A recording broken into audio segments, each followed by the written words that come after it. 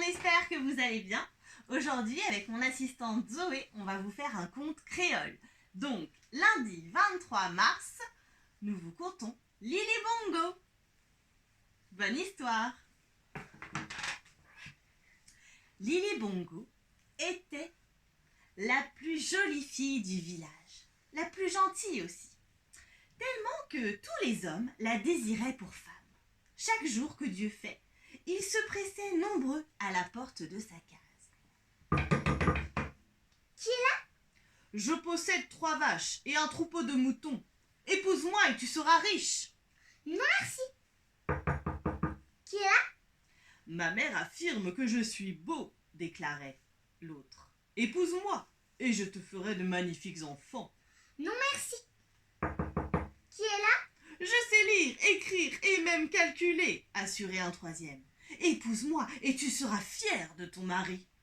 Non, merci. Mais Lili Bongo répondait toujours non, merci. Car une seule chose au monde l'intéressait, consoler les gens. Certes, les prétendants et conduits étaient tristes, et plus d'une fois elle s'était fait piéger par leurs mines penaudes. Elle avait couru derrière eux, et pour sécher leurs larmes, n'avait été avare ni de baisers ni de caresses. Mais l'ennui, c'est qu'aussitôt réconfortés, ils retrouvaient leur bonne humeur, et ne l'intéressaient plus du tout. Alors elle les fuyait comme la peste. Ce qu'il fallait à Lili Bongo, c'était un homme réellement malheureux, et non un attrusté occasionnel auquel elle ne pouvait vouer qu'un amour sans lendemain.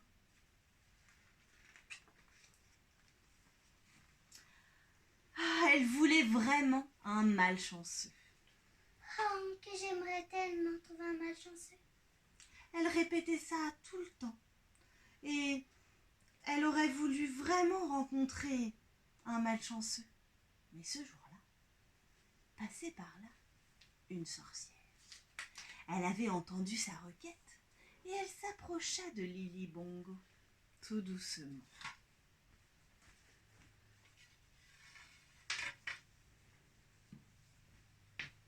Oh là là là. Bonjour, fillette.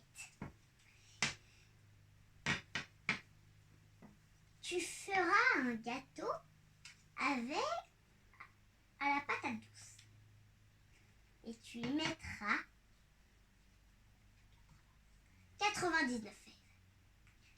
Et tu inviteras 100 jeunes hommes à goûter ce gâteau.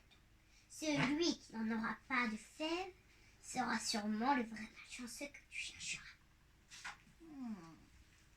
Le malchanceux qu'elle chercherait. Lili Bongo suivit le conseil scrupuleusement. Tandis que ses invités s'installaient autour de la table, elle les observa avec soin. Très vite, l'un d'entre eux retint son attention car il se nommait Moins pas chance. Moins pas chance. Oh, elle espérait qu'il n'ait pas de fèves celui-là. Oh, si seulement ce ne serait pas ce serait celui-là qui n'aurait pas de fèves. Hélas, non seulement il en eut une, mais il l'avala par inadvertance et faillit mourir d'étouffement.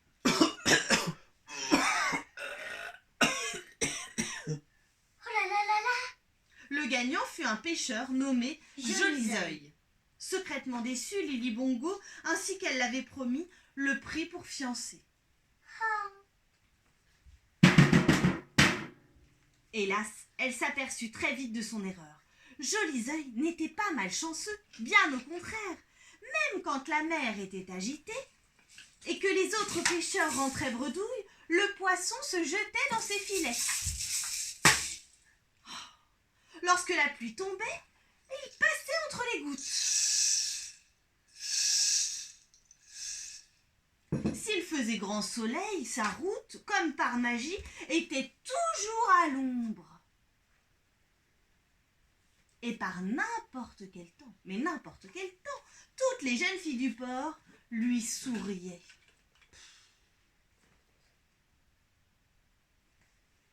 Bref, n'ayant pas la moindre raison de le consoler, Lili Bongo se lassa vite de lui.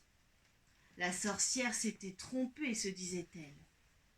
Oh, elle n'a... Eh bien, oui, sur les 99 autres qui sont à plaindre, chacun d'eux m'eût mieux convenu que ce vénard de Joli-Zeuil. Elle regrettait cette erreur, d'autant qu'elle ne pouvait chasser moins pas chance de ses pensées. Oh là là. Et pour cause, vivant dans le même village, ils se croisaient souvent. Et le jeune homme ne manquait jamais à cette occasion soit de trébucher, soit de se cogner contre un arbre, soit d'être mordu par un chien, griffé par un chat, attaqué par un coq, Je déteste les coques. piqué par un moustique, Non. ou tout cela en même temps. Ah là là, Lily Bongo rêvait de le consoler. Ah, si seulement je pouvais le consoler. Un jour, n'y tenant plus, elle lui avoua tout son penchant, tout son amour.